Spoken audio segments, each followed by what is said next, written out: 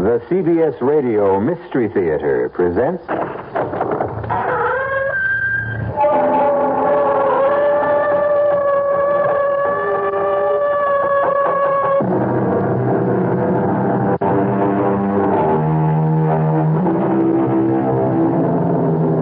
Come in. Welcome. I'm E.G. Marshall. Welcome to the sound of suspense. Welcome to the fear you can hear. But mostly, welcome to the world of terrifying imagination. In this story, you're going to meet what some people call a shutterbug. You know what a shutterbug is. The kind of person who never goes anywhere without a camera swinging from a strap around his neck. Who is never content unless they're aiming a lens in your direction, whether you want to be photographed or not. But unfortunately, this particular bug is the kind that many people want to crush under their feet. We all want to get rid of Kellerman. We want to kill him.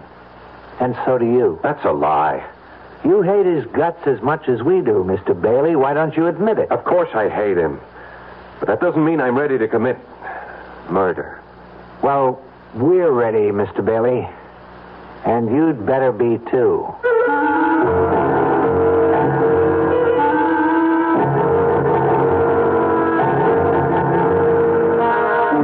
Our mystery drama, A Choice of Witnesses, was written especially for the Mystery Theater by Henry Slessor and stars Paul Hecht. It is sponsored in part by the Kellogg Company, makers of Kellogg's Special K cereal. I'll be back shortly with Act One.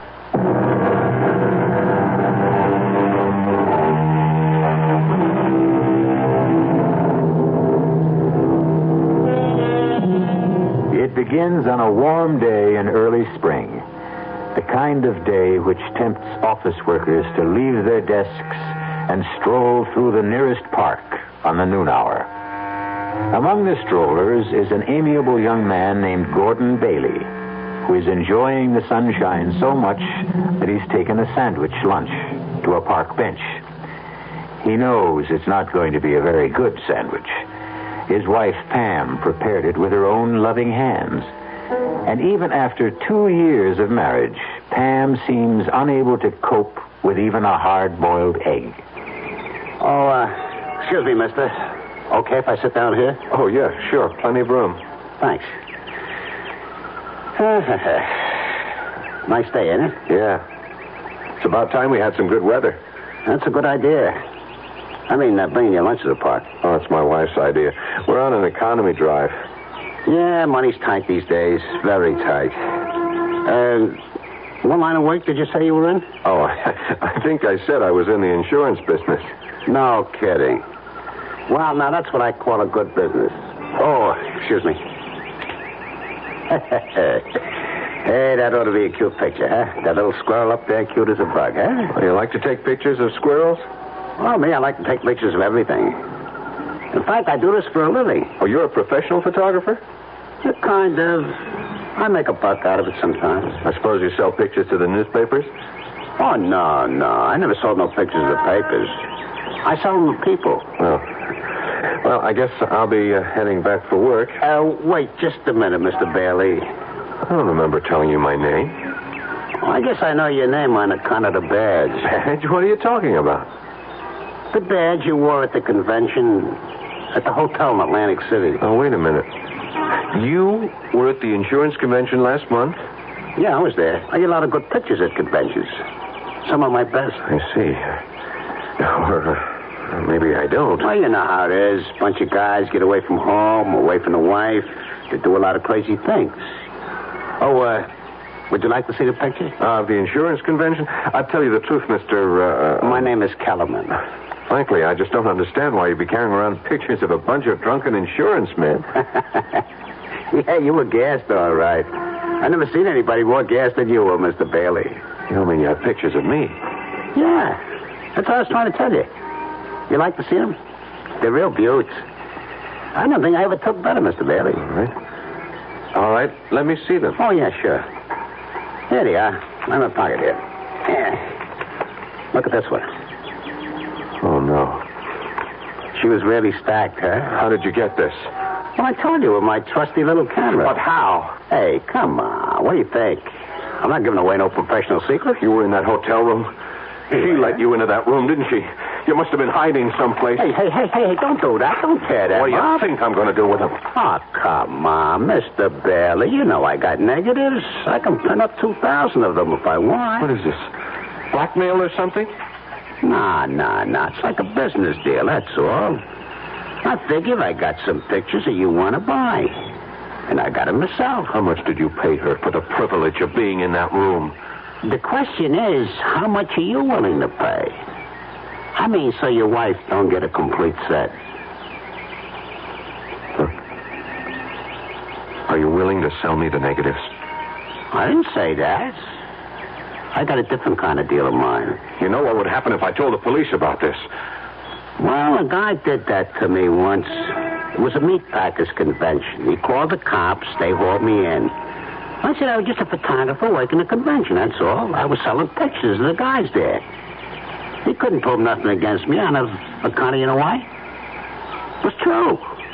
I am a photographer. I do work conventions. I sell regular type pictures, too. But they're not as profitable as these, are they? You know, that guy became one of my steadiest customers. Only then his wife divorced him anyway. He wouldn't make no more payments. Payments? Are you saying this is a regular thing? How much you earn at that insurance company? I figure a young guy like you, they pay about $15,000, $18,000 a year. Am I right? Listen to me, Kellerman. The woman at that convention, I didn't want to get mixed up with her. I was just so tight, I didn't know what I was doing. Oh, hey, you don't have to tell me about stuff like that, Mr. Bailey. I've been around plenty. I know how guys are. No, you don't understand. Look, I'm only married 2 years. I love my wife very much. And the only reason I got into that stupid mess was because of my boss. I didn't want to insult him. He was drunker than I was. Oh, come on, Mr. Bailey. You don't have to explain nothing to me. I know you don't want that nice little wife of yours to see these dirty pictures. And I don't want to show them to her, believe me. She'd never understand. Pam would never... Listen, I'll tell you what. I'll give you a flat price for the negatives, and that'll be it. Understand? I got a nice bonus recently. I'll give you $300 cash tomorrow afternoon. How does that sound? Now, listen to me, Mr. Bailey. People are real funny about this kind of business. They never believe a guy like me can, be honest, you know? Honest? That's some word. Well, what I mean is, they always think that if they pay me a flat fee, I'll be coming back at them again. You see what I mean? Even if I did give you the negatives, you'd figure I had copies someplace that I could hit you again any time, right? Look, I'm willing to take your word for it. Nah, Mr. Bailey, nah. You just spend the rest of your life worrying about me coming back. Am I right? But this way, you just make one small payment to me every month, like you pay the electric bill or the rent, you know? How much? How much do I have to pay? I figure you for about $40 a month. Now, that's not so terrible, is it? Just $40 a month? How do you collect the money? Oh, in person, Mr. Bailey. I just go around to all my customers once a month, and I collect in person. It's better that way, believe me. $40. $480 a year, you never miss it. And everything will just be fine between you and the missus.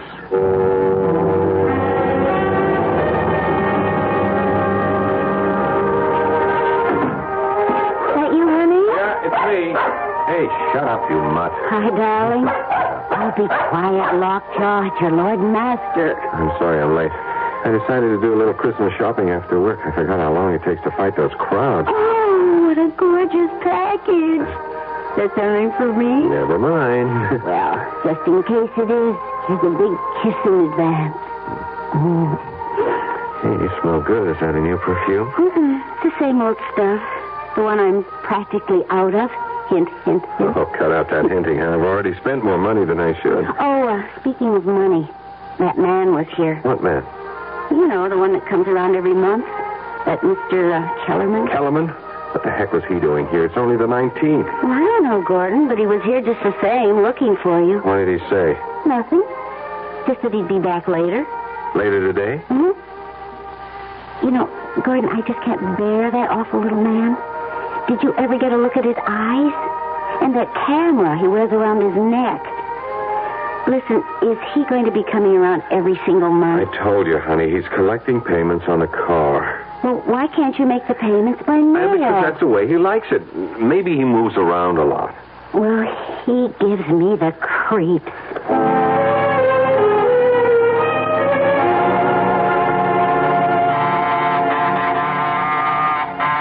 want to get that, honey? I'm feeding the dog. Yeah, okay, I got it. Oh, it's you. Evening, Mr. Bailey. I heard you came earlier today. Yeah, but you aren't home yet. Hope I didn't disturb your wife too much. Look, we'll talk in the hallway. Oh, yeah, of course. All right. What's this early visit all about? You going away for the holidays? Oh, no, I never go anywhere this time of year. This is one of my busiest times of year, you know? Yeah, I can imagine. I get some of my best pictures around now. You'd be surprised. You know how it is. People get all filled up with the Christmas spirit. All right. Get to the point. You want your payment now? Well, I wouldn't mind, of course, but that's not the reason I came around, Mr. Bailey. You see, I want to tell you that the payments are going to go up. What? I really hate to do it, but it's the inflation, you know? Everything costs more. Food, clothing, film, gasoline. I'm just going to have an increase, Mr. Bailey. I'm sorry. How much of an increase? Well, just another $15 a month. 15? Terrific. Now it's 55. What's it going to be a couple of months from now?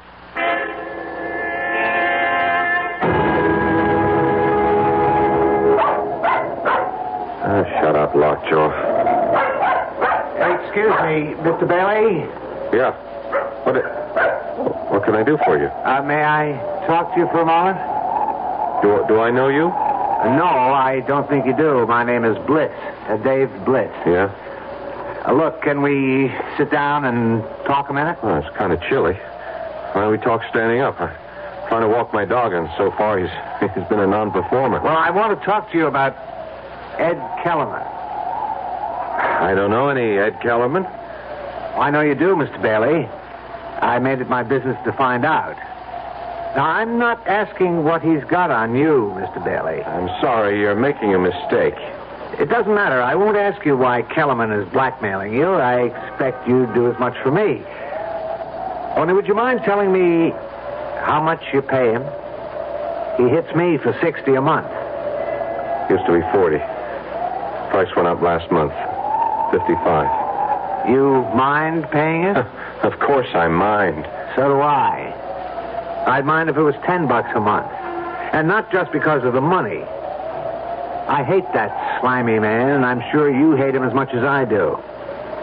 That's why I wanted to talk to you about putting a stop to him. A permanent stop. You mean going to the police?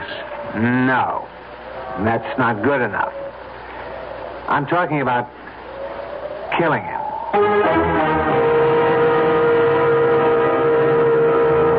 Every problem has a solution, they say. And Mr. Dave Bliss seems to have arrived at his. The obvious question here is, do two wrongs make a right? We'll find out what Mr. Gordon Bailey thinks about that dilemma when we return shortly with Act Two.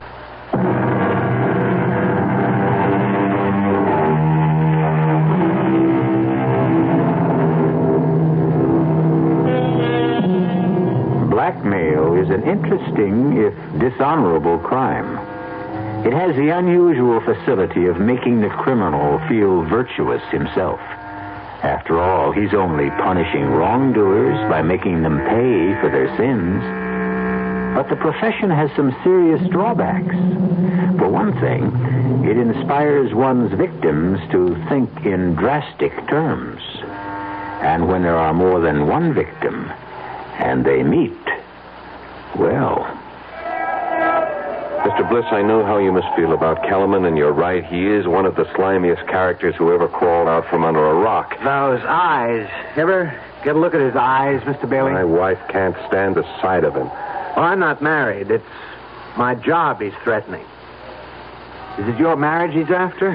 Never mind. I don't want to know any details. None of us know each other's problems. None of us? You mean you know others beside me? I know others. How come? Well, I made it my business to find others. Oh. One day when I got fed to the teeth with Mr. Kellerman and his payments and his wet eyes, I decided to find out more about our friend. So when he left one day, I followed him. I followed him on his round. And that's how you found me. Yeah, that's right. You're in the route book, Mr. Bailey, just like all the rest of us. How many are there? There's no way of telling for sure. All I managed to find was a dozen, an even dozen. Man really gets around. He keeps raising his price. Do you know that? He's only had me in his bag for about 6 months. This is my 5th. But others I've spoken to, they say he raises the ante every few months. 3 of the people I've talked to are paying well over 100. Mr. Kellerman does very well. That's obvious. Yeah, too well. You know something? It's funny, but... Well, it's kind of a relief to know that I'm not alone. Yes, that's what I felt at first. Misery loves company. But the satisfaction doesn't last, Mr. Bailey. You still live every day of your life with that sword over your head. I know, but it's still not a reason for using words like killing. Don't you know that's the only possible way to deal with a blackmailer? I wouldn't know. Kellerman's my first. Well, think about it. No, you must have thought about it already. You wouldn't be human if you hadn't thought about it. It crossed my mind. Not that I should kill Kellerman, just the wish that he were dead. That someone else would kill him. Yeah.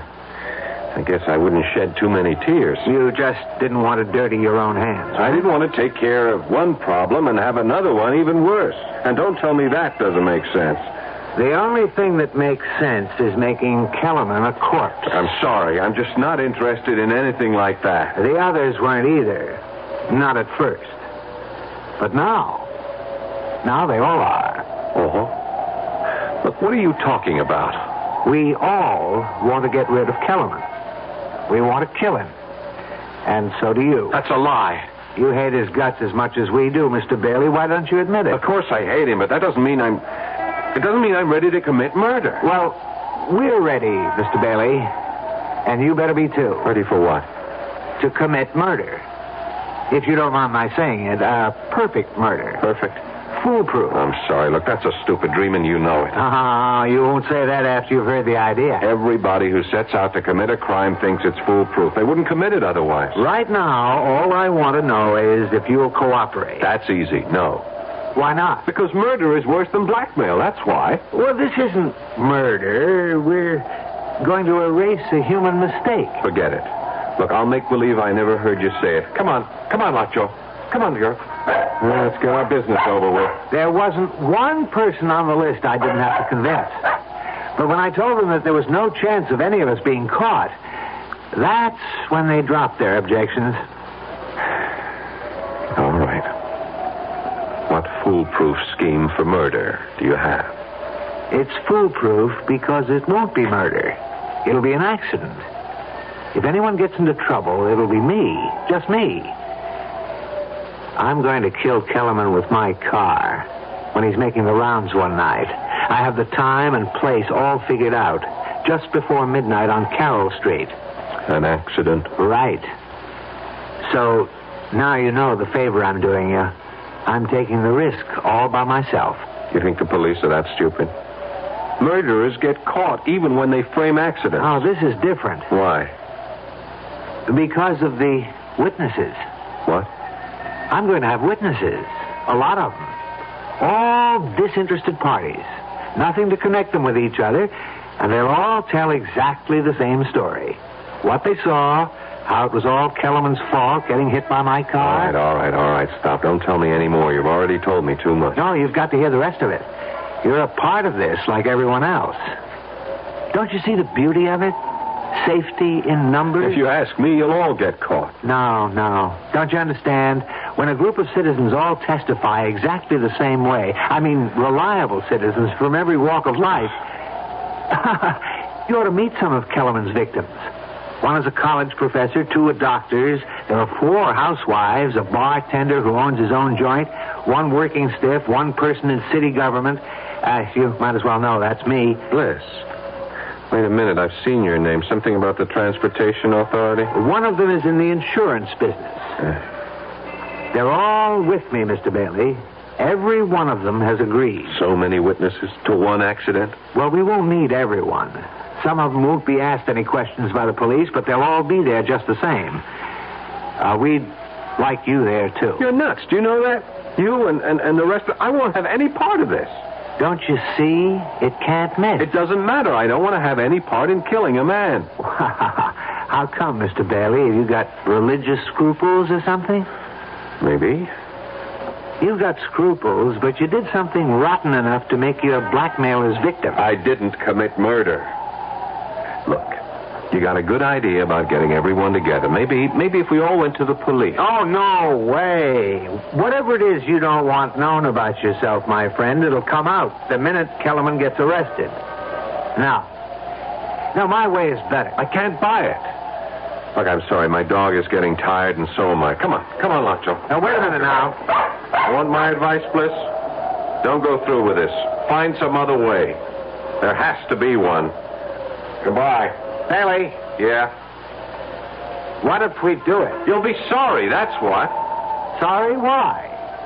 Because you'll tell the police the truth? I didn't say that. Goodbye, Mr. Bliss.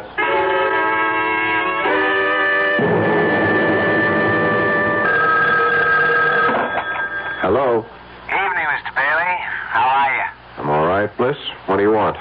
You going to be busy tomorrow night? What do you mean, busy? Well, some of the gang are getting together tomorrow night at the corner of Carroll Street and 9th Avenue about 9:30. How about coming down? You might see something interesting. Look, you can't go through with this. We're all in it together, remember? You might not have to do a thing. Just stand there and see it happen. That ought to be satisfying all by itself. I won't be there. Well, we'd sure like to have you, Bailey. You won't get away with this. Nobody ever does. You're wrong about that. But I won't give you an argument. Can we count on you? No, you can't. I won't be there, and I won't help you in any way.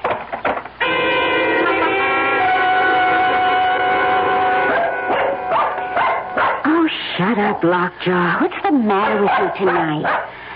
Gordon? Yeah? Do you think Lockjaw's all right? She keeps staring at the door and growling. I don't know. Must hear the neighbors or something. Oh, maybe she's waiting to bark at that man, the collector, you know. Kellerman? Uh-huh. Isn't he coming tonight? He usually comes on the last Sunday of the month, doesn't he? Yeah, usually. Well, I doubt if he'll be here tonight. It's almost 11 now. Oh. I didn't realize it was that late. You haven't done much this evening. Don't you feel all right? Yeah, sure. I'm all right. Well, you just seem to be, waiting. Was it for that man? Because if it was, I'm sure he's not coming, honey. I think we ought to go to bed, listen to the news or something. Oh, the news. Yeah, I guess it's on right now, isn't it? Just about. You want me to turn it on here? Yeah, sure, would you? Okay. The conference, now postponed until February, will include top officials from both nations. On the local front, a man who has been identified as Edward Kellerman of 1811 Sudworth Avenue Gordon, do you struck suppose and he's the killed same? by an automobile tonight on the corner of Carroll Street and 9th Avenue. The driver of the car, city administration official David Bliss, was released after questioning. 5 witnesses on the scene of the accident testified that Kellerman had stepped into the automobile's path as it rounded the corner. In sports, the Golden Warriors announced their home. Gordon, do you suppose it's that man, the collector? You think that's the reason he didn't come around tonight? It would be a good enough reason, wouldn't it? If he was dead, lying in the middle of the street, dead. You look so strange. Gordon, did you like that man? If you want to know the truth, Pam, I hated him. You did? Why? Just on general principles. Oh, I really don't understand you sometimes, Gordon. Hand me the phone book, huh? Okay. Thanks. Here. You going to call somebody? Honey, Why don't you go to bed? I'll be in a few minutes. Yeah, but who are you calling? Just someone I know. Someone who knew Kellerman. Oh, I see. To find out if they know about what happened to him. Huh? Yeah. That's right. Okay, honey. I'll go in there. I'm feeling a little tired. Yeah, so am I. I'll be right. Good night, sweetheart. Good night.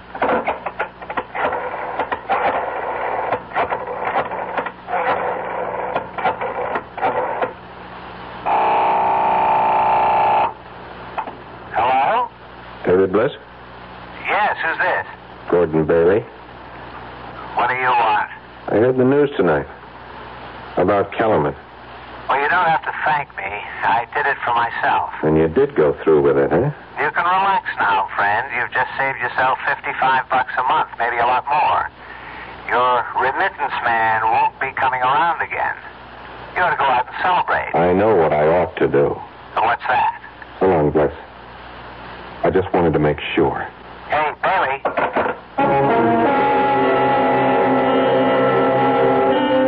Obviously, there's one thing you can say for David Bliss.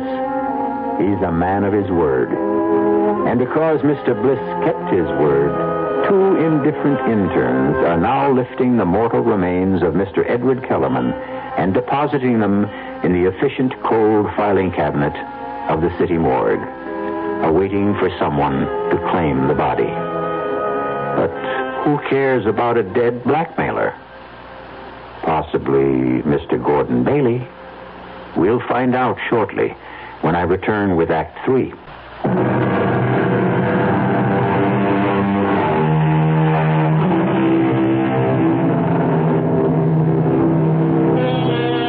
As David Bliss and company managed to commit the perfect crime, so it seems, since the death certificate for Edward Kellerman simply states the cause of death as accidental. At least a dozen people know otherwise, but they remain silent, feeling not grief, but relief. The only one who finds it difficult to maintain that silence is the one victim of Ed Kellerman who was knocked on the corner of Carroll Street and 9th Avenue that fateful night. Honey, do you know it's almost 2 o'clock in the morning? Oh, is it? Really? You know, I honestly think you are coming down with something. A virus, maybe. Pam, will you please stop fussing? You're beginning to sound like my mother. I certainly wouldn't want to do that. I'm just trying to get you to go to sleep. You've got a job to go to tomorrow. Yeah, it's funny about my mother. When I was growing up, she made me feel that there was something, I don't know, something so profound about religion. Well, if you ask me, she just likes the bingo games. My father was that way, too. But neither one of them really seemed to live their religion. You know what I mean? I mean, they talked about loving their neighbors and so forth, but they didn't love them at all. They were always saying the nastiest things about them. Well, that's how people are. When I was in my teens, I used to call them hypocrites. Now, I just wonder if I'm any different than they were. I really don't think I am. Different how? Well, about things like the 10 Commandments, for instance. I wonder if there's one I haven't broken. I hope you haven't coveted your neighbor's wife. That's about the only one I can remember. I remember them all. You do? Yeah, I won a prize in Bible class when I was only 8 for reciting all of them. Thou shalt not this. Thou shalt not that. There are only 8 shalt nots. Thou shalt have no other gods beside me. Thou shalt not worship any graven image. Thou shalt not take the name of the Lord thy God in vain. Thou shalt not kill.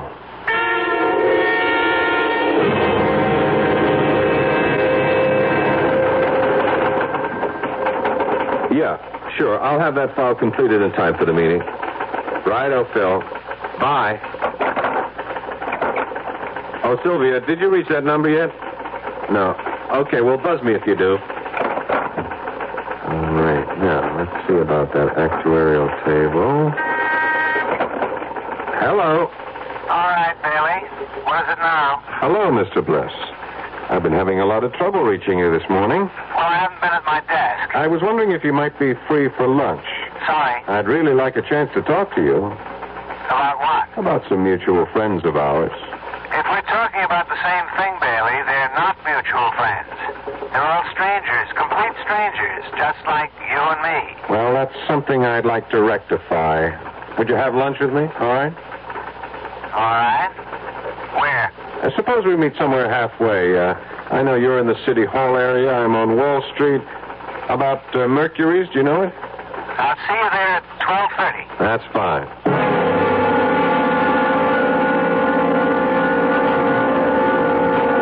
All right, Bailey, let's have it. You don't want a social lunch. You have something on your mind. You're right. Something I can't get off my mind. How about our old friend Kellerman, I suppose? You remember what you said about him? How he was a sword hanging over your head? So? He's still that for me, Mr. Bliss. He is exactly that. Kellerman is dead. He won't be ringing your doorbell anymore. How come you're not grateful for that? If Kellerman had really been hit by a car, if he had a heart attack or something, yes, I admit I would be glad about it. I would have gone out and celebrated. I would have slept very well at night.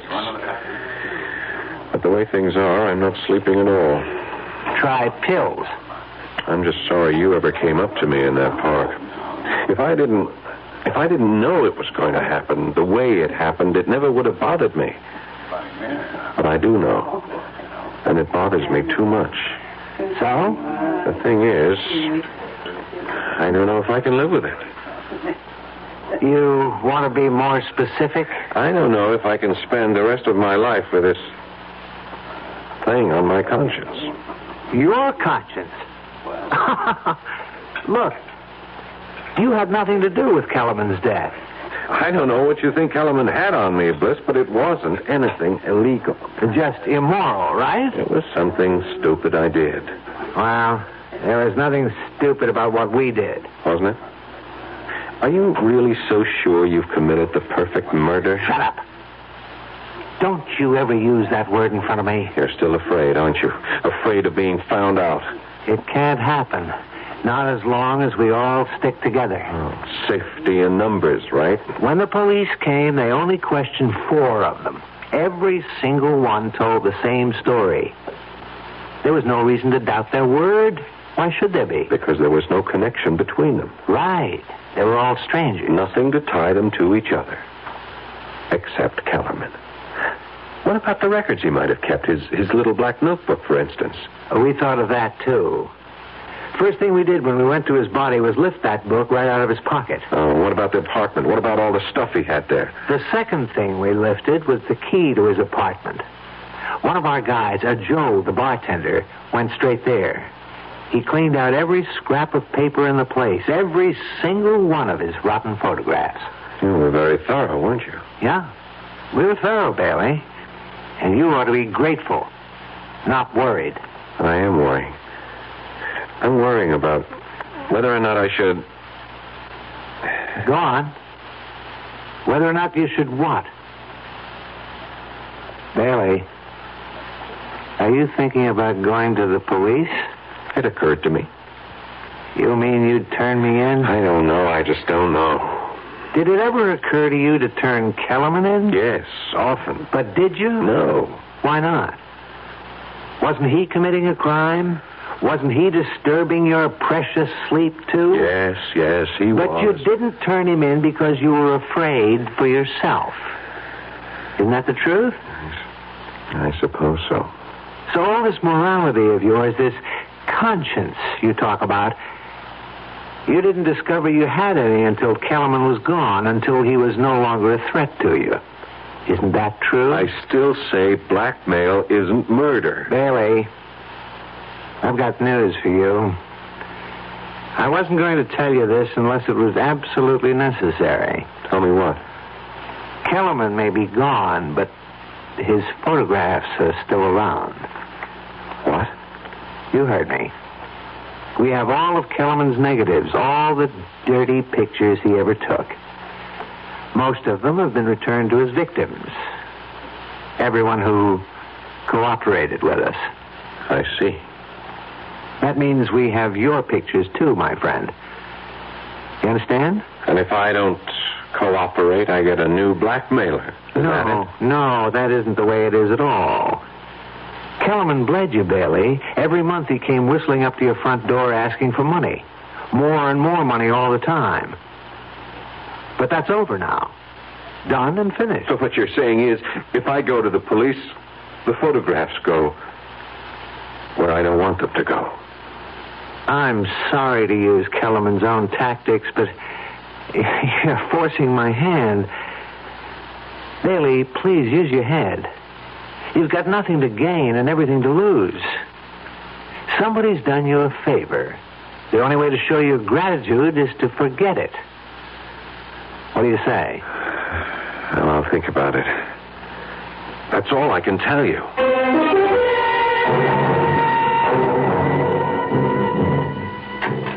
Want any more coffee, honey? No, thanks. You look so tense, Gordon. Yeah, I guess I have been acting pretty jumpy tonight. Well, you've hardly said 2 words to me since you came home. The thing is, I've been thinking a lot, Pam. About what? About whether I had the nerve to tell you something. Something that happened about, 7 months ago. What do you mean? Pam, you remember that insurance convention I went to back in July in Atlantic City? Of course I remember. I couldn't go with you because of Mother being in the hospital. I wish you had been with me. Then nothing would have happened. What did happen?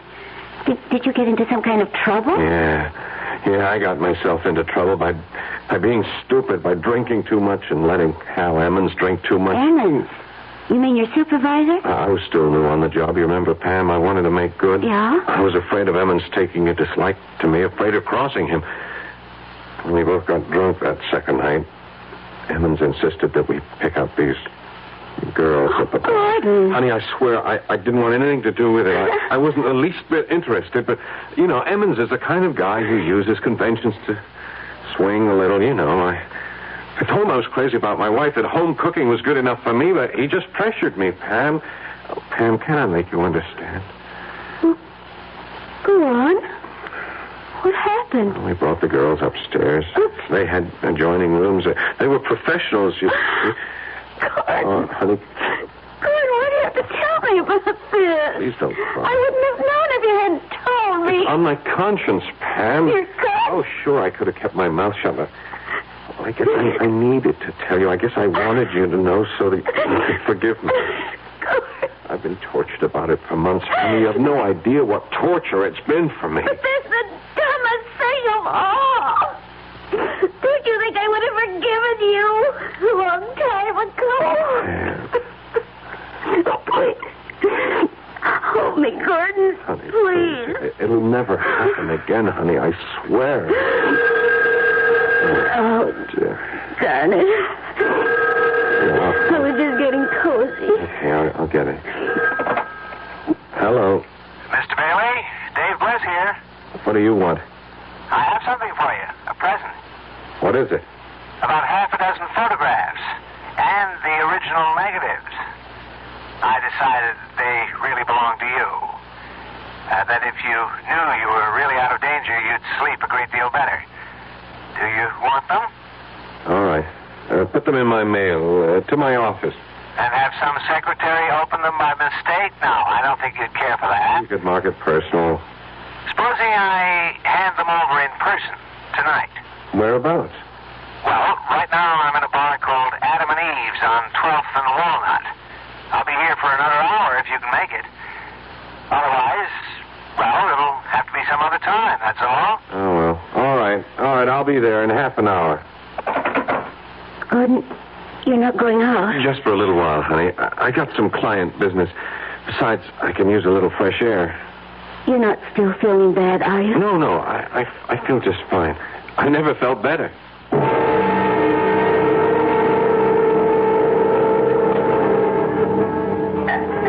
Maybe I'm crazy to do this, Bailey. Maybe I'm putting my neck into a noose, giving you back these photographs. And why are you doing it?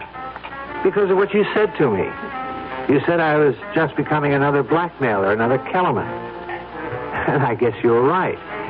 If I held on to these, I'd have become the very thing I despised. Well, I give you credit for honesty, Bliss. I hope that having these will change your mind about going to the police. I hope you'll realize that I did the right thing, that we all did the right thing. I can't answer that. Then you're still thinking about it? You want to know something? I told my wife tonight about these. What? I told her all about the girl in Atlantic City. She knows exactly what happened. Oh, that doesn't mean to say she wouldn't be horrified to see it in black and white. That's why I'm glad to have these pictures. What else can I say but thanks? You could say that you won't go to the police, ever. Sorry. I can't make any promises. Yeah. I was afraid you felt that way. Well, let's have another drink, okay? No, not for me. Just one more. Hey, Joey. Coming. Really, I have to be going. My wife's waiting at home for me. What'll it be, Mr. Bliss? It's trouble, Joey. All the trouble we can handle. Yeah. I figured it had to be. Hey, what is this? Sit right there, mister. Put that gun away. Oh, my God, Blitz, what are you doing? Go on, Joey.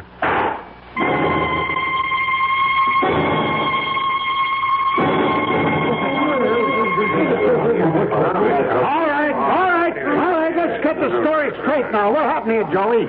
Look, Sergeant, you know me. You know I don't like trouble in my joint. Well, what did the guy do? Try to haul you up? That's right. He come in, he sat down at the bar, he pulled out a .45 and stuck it in my gut. Well, that's a strange one, all right. I mean, the guy was some kind of insurance executive. If that's all I on his business. Well, he must have gone off his nuts, Sarge. Look, you can ask anybody, all of my customers. This gentleman right here was at the bar. Yes, officer. My name is David Bliss. I'm with the city, officer, and the bartender's right. The guy just sat down and pulled out the gun. No, that's true. And then the bartender tried to grab it away from him. It went off. What's your name, lady? Mrs. Edith Chester. It was a pure case of self-defense, Sergeant. I'm just glad nobody else got hurt, you know. Yeah, you were lucky, Joey. You were all lucky. Okay, I'll need some statements now from some of you other witnesses.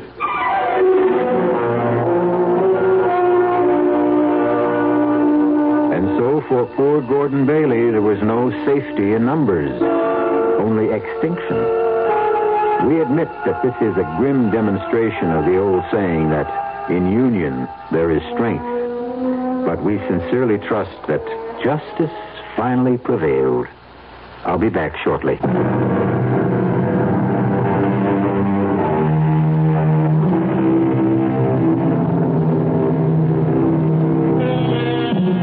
If there's a moral to this story, it might be that eyewitnesses can't always be trusted, even when they're being honest.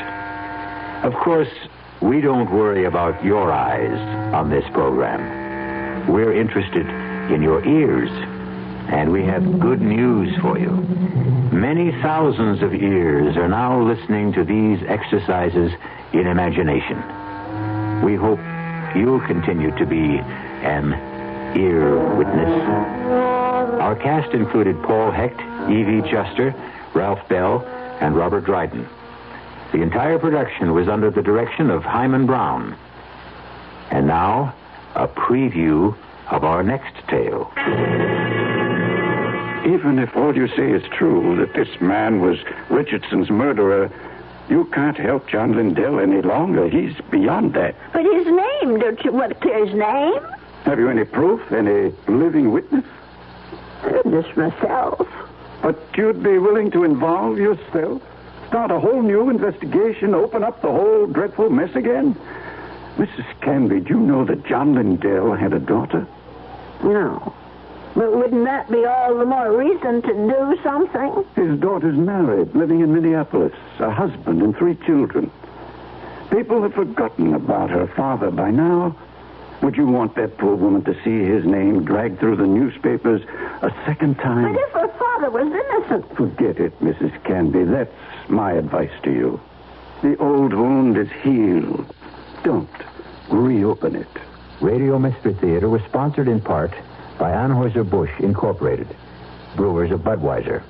This is E.G. Marshall inviting you to return to our Mystery Theater for another adventure in the macabre. Until next time, pleasant dreams.